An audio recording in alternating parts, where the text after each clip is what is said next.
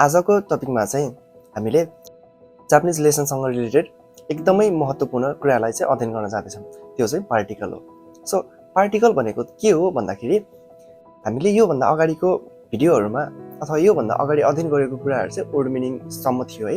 Last भिडियोमा हामीले vocabulary अथवा वर्ड मिनिङहरू चाहिँ पढेको थियौँ लेसन 1, 2 र 3 को। सो लेसन 1, 2, 3 मा पढेको जुन वर्ड मिनिङहरू थियो त्यो वर्ड मिनिङलाई सेन्टेन्स कसरी बनाउने त? त्यो वर्ड मिनिङबाट चाहिँ हामीले सेन्टेन्स मेकिङ गर्दाखेरि सबैभन्दा इम्पोर्टेन्ट हुने चिज भनेको पार्टिकल्स, जसलाई चाहिँ नेपालीमा भन्नुपर्दा निपातहरू भनेर पनि बुझ्न सकिन्छ है त। फर एक्जाम्पल नेपालीमा बुझ्दाखेरि हामीले निपात र, तर, अनि, पनि भन्ने जस्ता शब्दहरूको युज गर्छौँ नि एउटा वाक्यमा। म चाहिँ राम हुँ तर म विद्यार्थी पनि हो। यो जुन तरले सेन्टेन्सको जुन प्याटर्नलाई कम्प्लिट गर्छ नि त। तर भएन भने गाह्रो हुन्छ नि त। सो जापानिजमा पनि एक्ज्याक्टली सेम कुरा चाहिँ यो पार्टिकल्सहरूले गर्छ है त। सो आज हामी चाहिँ यो लेसन 1, 2, 3 सँग सम्बन्धित पार्टिकल्सहरूलाई चाहिँ अध्ययन गर्नेछौँ। सो भिडियोलाई स्किप नगरिकन अन्तिमसम्म हेर्नु होला। सबैभन्दा पहिलो पार्टिकल रहेको छ वा पार्टिकल।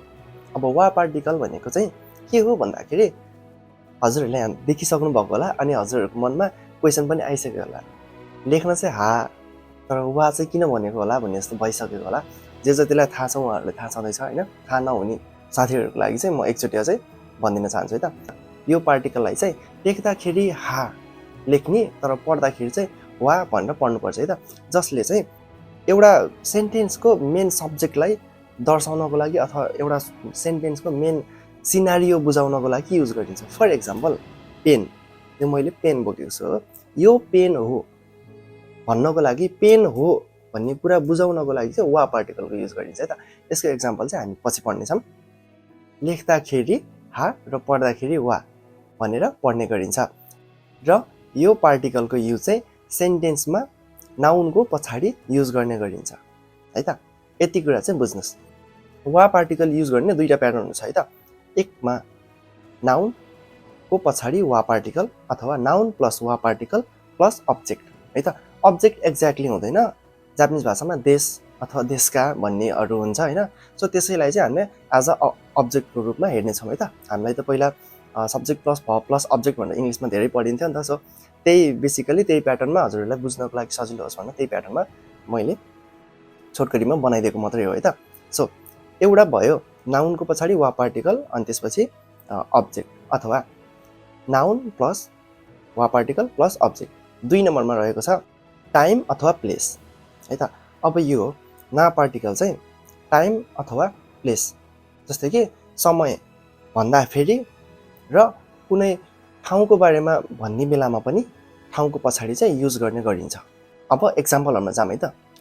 फर्स्ट एक्जाम्पलमा वातासी वा, वातासी अनि वा, सरी मैले चाहिँ अघि नाउन भनेको थिएँ। नाउन अथवा नाम अथवा सर्वनाम दुवैसँग युज हुन्छ है त। म भनेको त सर्वनाम हो नि त, नामको सट्टामा प्रयोग हुने शब्द। सो कुरा गरौँ अब फेरि सेन्टेन्स नम्बर 1 को अथवा एक्जाम्पल नम्बर 1 को। वातासी, त्यसको पछाडि वा पार्टिकल वातासी वा अनि त्यसपछि गाकुसेई देश भनेको चाहिँ अब्जेक्ट भयो है त। त्यसलाई चाहिँ एज अ अब्जेक्ट भनेर हेरौँ। वातासी वा गाकुसेई देश, म विद्यार्थी हो। सो यो वा भन्ने एउटा मात्र पार्टिकलले चाहिँ पुरै सेन्टेन्सको सिनारियो बुझाइदियो क्या।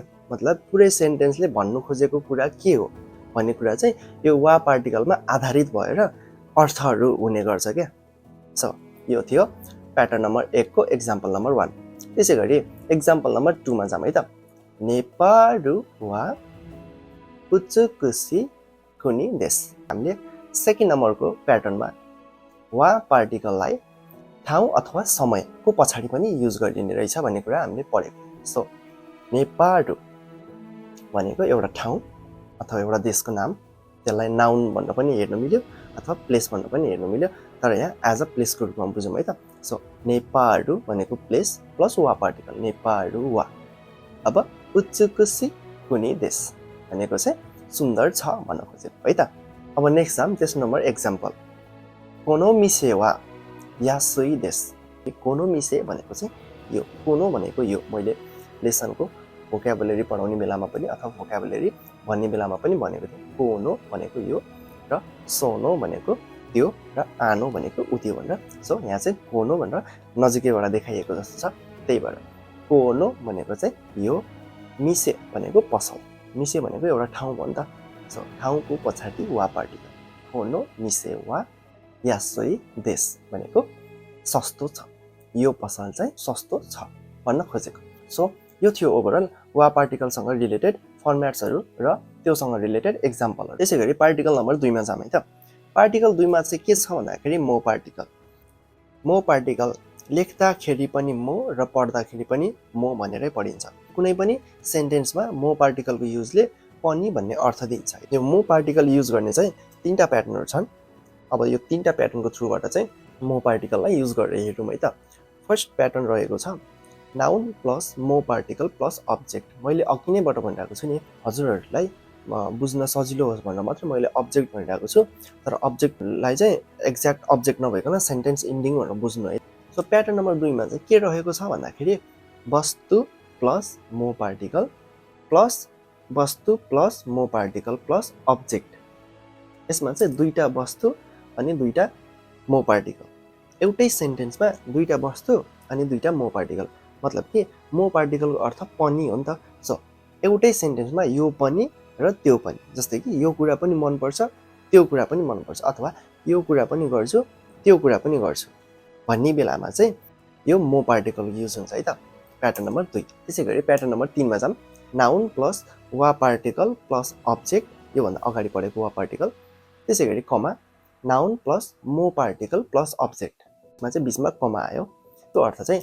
यो एउटा प्याटर्नमा 2टा सेन्टेन्सको युज भएको छ सो यो 3टा प्याटर्नसँग रिलेटेड एक्जाम्पलहरू पनि हेरौँ है त वातासी मो ग्याकुसेई देश अब वातासी भनेको एज अ नाउन भनेर बुझौँ त्यसलाई सर्वनाम भए पनि नाउन भनेर बुझौँ वातासी भनेको म त्यसै गरी पार्टिकल मो पार्टिकल वातासी प्लस मो पार्टिकल प्लस अब्जेक्ट भनेको ग्याकुसेई देश है त सो वातासी भनेको म त्यसपछि मो पार्टिकलको अर्थ पनि म पनि अब गाकुसे देश भनेको विद्यार्थी हुँ है त म पनि विद्यार्थी हुँ भनेर बुझाउन खोजेको म पनि विद्यार्थी हुँ कसैलाई चाहिँ म पनि विद्यार्थी हुँ भनेर भन्दाखेरि चाहिँ वातासी म गाकुसे देश भनेर भन्नुपर्छ है त त्यसै गरी सेन्टेन्स नम्बर 2 मा जाम अब सेन्टेन्स नम्बर 2 मा चाहिँ यो वस्तु पनि त्यो वस्तु पनि अथवा यो व्यक्ति पनि त्यो व्यक्ति पनि अथवा यो कुरा पनि त्यो कुरा पनि जुस मो कोही मो सुकी देश भनेको चाहिँ जुस पनि र कफी पनि मन पर्छ भनेको है त फेरि जुस मो कोही मो सुकी देश मतलब कि जुस भनेको वस्तु प्लस मो पार्टिकल हामीले प्याटर्न नम्बर 2 मा के पढेको थियौँ वस्तु प्लस मो पार्टिकल त्यसै गरी वस्तु प्लस मो पार्टिकल प्लस अब्जेक्ट एउटै सेन्टेन्समा हुन्छ सो जुस मो कोही मो सुकी देश वस्तु भनेको जुस प्लस मो पार्टिकल त्यसै गरी फेरि वस्तु भनेको कफी त्यसै गरी मो पार्टिकल र अब्जेक्ट भनेको सुकी देश भनेको मन पर्ने सो जुस मो कोही मो सुकी देश भनेको चाहिँ जुस पनि कफी पनि मन पर्छ है त जुस पनि मन पर्छ कफी पनि मन पर्छ भन्न खोजे त्यसै गरी प्याटर्न नम्बर 3 मा जाम प्याटर्न नम्बर 3 मा चाहिँ के थियो भन्दाखेरि नाउन प्लस वा पार्टिकल प्लस अब्जेक्ट कमा नाउन प्लस मो पार्टिकल प्लस अब्जेक्ट अब एक्जाम्पल सेन्टेन्स हेरौँ वातासी वा गाकुसेई देश कमा मिरा सान मो गाकुसेई देश के भयो भन्दाखेरि वातासी भनेको नाउन वा पार्टिकल वातासी वा है त फेरि पनि भन्छु लेख्दाखेरि हा तर पढ्दाखेरि चाहिँ वा सो वातासी भनेको म वा भनेको वा पार्टिकल भइहाल्यो गाकुसेई देश भनेको विद्यार्थी हुँ म गाकुसेई हुँ अथवा म विद्यार्थी हुँ मिरा सान भनेको नाम मिरा भनेको नाम भइहाल्यो मिरा सान नामको पछाडि सान युज गरिन्छ रेस्पेक्ट गर्नको लागि अथवा जापानमा चाहिँ है त सो मिरा सान भनेको नाउन प्लस मो पार्टिकल मिरा सान मो गाकुसेई देश सेन्टेन्स दुईटा छ तर दुईटै सेन्टेन्सले एउटै विषयवस्तुलाई जनायो। म पनि विद्यार्थी हो, मेरो सान पनि विद्यार्थी हो। फर इक्जाम्पल साथीहरू दुईजना हुनुहुन्छ अनि नेक्स्ट थर्ड पर्सनसँग कुरा गर्दै हुनुहुन्छ। दुईजनाले कन्भर्सेसन, तीनजनाको कन्भर्सेसन र तपाईले दुईजनाकै कुरालाई समेटेर त्यो मान्छेलाई एन्सर दिँदै हुनुहुन्छ है त। म पनि विद्यार्थी हो, ऊ पनि विद्यार्थी हो भन्ने बेलामा चाहिँ वातासी मो काकुसेई देस, मिरा-सान मो काकुसेई देस। पार्टिकल नम्बर 3 मा जाउँ। पार्टिकल नम्बर 3 चाहिँ नो पार्टिकल रहेको छ। नो पार्टिकल भनेको लेख्दाखेरि नो पार्टिकल है, लेख्दाखेरि नो र पढ्दाखेरि पनि नो नै, तर कुनै ठाउँ विशेषको पछाडि युज हुँदाखेरि यसले को भन्ने अर्थ दिन्छ। त्यसैगरी वातासीसँग आफूसँग जोडिएर नो पार्टिकलको युज हुन्छ भने त्यसले मेरो भन्ने अर्थ दिन्छ है त। वातासी नो भन्यो भने चाहिँ मेरो भन्ने अर्थ दिन्छ। अब कुरा गरौँ नो पार्टिकल लगाउने प्याटर्नहरूको बारेमा। नो पार्टिकल युज हुने प्याटर्नहरू दुईटा छ। प्याटर्न नम्बर 1, प्याटर्न नम्बर 1 चाहिँ noun plus no particle plus object. त्यसैगरी 2 नम्बर प्याटर्नमा चाहिँ place plus no particle plus object रहेको छ है त। अघि पनि भनेको थिएँ कुनै पनि ठाउँको पछाडि नो पार्टिकलको युज भयो भने चाहिँ त्यसले त्यो ठाउँको भन्ने अर्थ दिन्छ भनेर। सो यहाँ एक्ज्याक्टली ठाउँ plus no particle plus object भएर आएको छ है त। अब योसँग रिलेटेड सेन्टेन्सहरू पनि बनाएर हेरौँ है त। फर्स्ट नम्बर सेन्टेन्स, मैले पेन बोकिरहेको छु। यो कसको पेन? मेरो। सो मेरो पेन हो भन्नु पर्दाखेरि वातासी प्लस नो। मैले अघि पनि भनेको थिएँ वातासीको पछाडि नो पार्टिकल आयो भने मेरो भन्ने अर्थ दिन्छ अथवा हुन्छ। सो वातासी नो पेन देस। वातासी भनेको नाउन भयो, सर्वनाम, त्यसको पछाडि नो पार्टिकल प्लस अब्जेक्ट। वातासी नो मेरो पेन हो। त्यसैगरी निहोन नो खाइसा देस। निहोन नो खाइसा देस। निहोन भनेको एज हामीले प्लेस लिगम कन्ट्री हो। सो नाउन पनि हुन्छ, यो नाम पनि हुन्छ तर प्लेस पनि हो। मतलब कि निहोन भनेको प्लेस र पछाडि नो पार्टिकल प्लस खाइसा देश भनेको अब्जेक्ट। सो निहोन नो भनेको जापानको, खाइसा देश भनेको कम्पनी हो है त। खाइसा भनेको कम्पनी, देश भनेको हो भनेर बुझौँ।